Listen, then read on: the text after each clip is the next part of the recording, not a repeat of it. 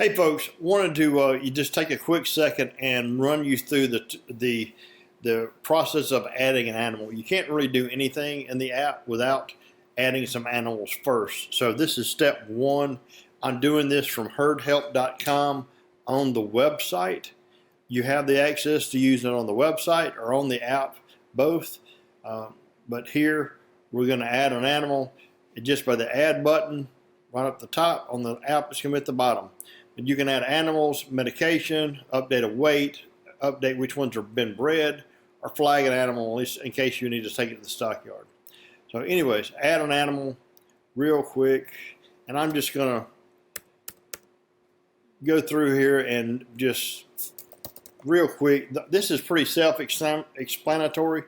I just want to show you and kind of give you a brief rundown on what it's doing. So we're going to put a price in here and age of the animal, weight, is it bred and vaccinated? Yes, and then the date of the vaccination. We'll just say today and hit the add animal button. That's really an animal that's been added successfully. And this animal was IYFL, it's number 655. So when you go back to herds at the top, the cows, 6555, there is our animal and what we paid for it. And this information comes in handy now because if you have you have a medical history button here in the number of babies. So what we're trying to do, we captured a cost of $2,000. So we know we spent that money this year, and then any medical costs that we add in here as well. Let's just say a reason for the medication is a hoof issue, and we used LA 300, and we applied that today. And dosage of, I'm not sure what the dosage is at, but we'll just do 15 milliliters. And is there a withdrawal time on that? And we're going to say that that's a couple months away. I don't know what that would be specifically and don't recommend anything for an animal. But you're recording that information. So the whole point is to record everything that happens with this animal.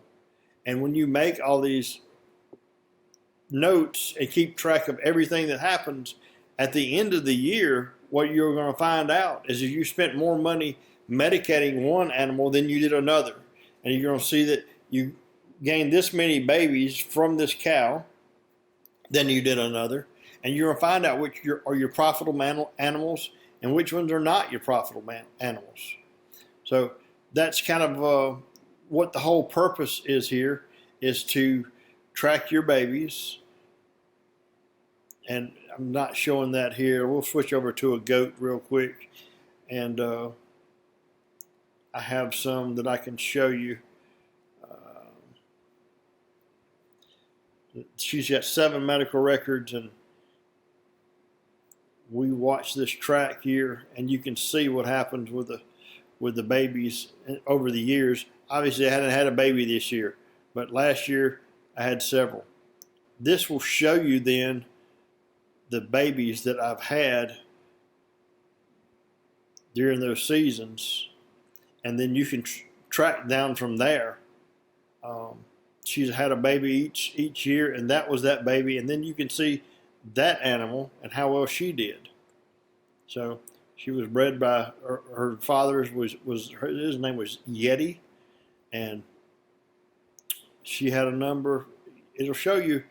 You can track this all. Just continue to track everything that you're doing, and that is the whole point. If you're keeping track of all your expenses and all of your medications and the cost of the animals, and then how much they're producing you in income, you know whether you have a winning animal or not.